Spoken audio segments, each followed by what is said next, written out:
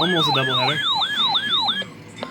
The National Weather Service in Nashville has issued a severe thunderstorm warning for northwestern Dixon County in Middle Tennessee, Montgomery County in Middle Tennessee, Stewart County in Middle Tennessee, northern Houston County in Middle Tennessee, northwestern Robertson County in Middle Tennessee, until 9:30 p.m.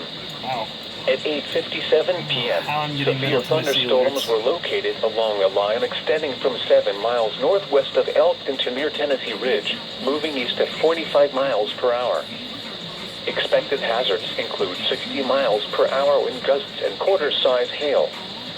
This is a radar-indicated threat. The following impacts are expected.